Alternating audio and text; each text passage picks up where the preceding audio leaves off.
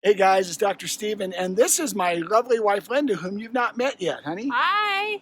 Hey, we're up in Breckenridge, Colorado. It's her birthday this week, and just wanted you to see what we're looking at. A little different than home, and probably a lot different than those of you who live in Texas. So, hey, I'll go back into my study by the magic of digital media and talk about the class. Hey friends, Dr. Steven here.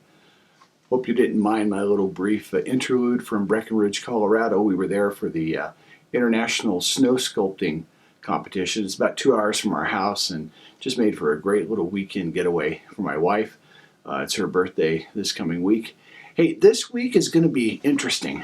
I know that we can get bogged down in some of the minutiae and details, and to that end, I'd like to make just two quick comments.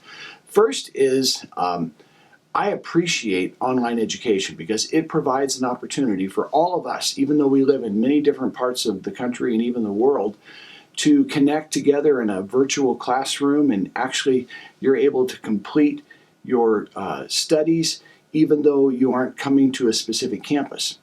The second thing I like to mention is the downside of that is somebody like me. I have taught for years and years and years, but only the last couple of years have I taught online classes. And to be completely authentic with you, the university that I've been teaching primarily with uses another portal system and uses Blackboard. And this year is the first time I've ever used Moodle in my life. And so I apologize. There's been a few glitches, and I graded 1 week before the other and a few other things, and I'm so sorry. I'm trying to get a handle on it and learn how to use it. So my apologies for that. We'll continue on, and it'll all be okay. You guys are all doing amazing. So this week, we're starting to gain momentum. I'll be real straight with you. My favorite part of this course is going to be over the next few weeks when we start talking about the Reformation, because that's an area where I have a lot of personal interest.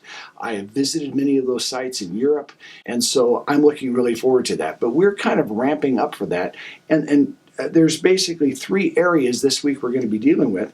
The first is Augustine, or St. Augustine, or Augustine, you might hear him referred to, but Augustine is generally how it's pronounced. And not just his impact on the church in terms of systematizing Catholic theology. Augustine really was one of the few, if I can use that word, one of the few early church fathers who really went back to the scriptures. And some of his perception and understanding of original sin is really quite remarkable. So Augustine had a big influence on the church.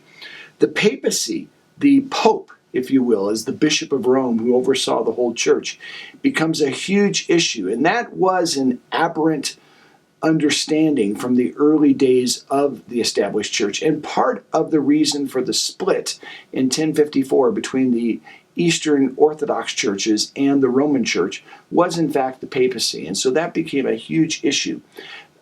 Just kind of a quick little fact or bit of minutiae, if you will.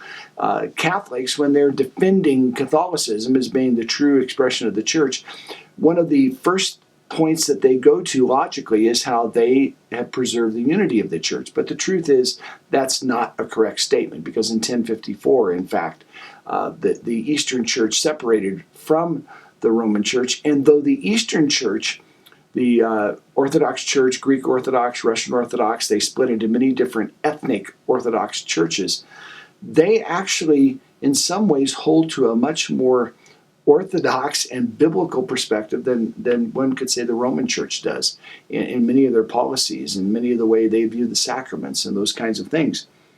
And so we'll talk about the doctrines and structure of the Eastern Church versus the Roman Church. And then finally, we're going to talk about evangelization of the barbarians, which in my ethnicity, and I did a DNA study with Ancestry.com about a year and a half ago, my ancestors were those barbarians of Northern Europe. And so it's an interesting perspective on how the church did begin to evangelize people that had no understanding of Christendom. So it's going to be a fascinating and interesting week. I just want to say a couple things. First, you guys are doing an awesome job in all of your everything you're turning in. As far as the quizzes go, my inclination right now by the end of the semester is to drop the two lowest grades of the quizzes and don't even count them. So don't overly worry about that if you aren't happy with how you did on a quiz. And I'm going to be grace filled. I'm a grace guy, and if you guys are turning in your assignments and you're robust in your discussion threads, you're all going to get an excellent grade in the class. So don't worry about that. Let's have a great time. I look forward to seeing you guys in the discussions this week.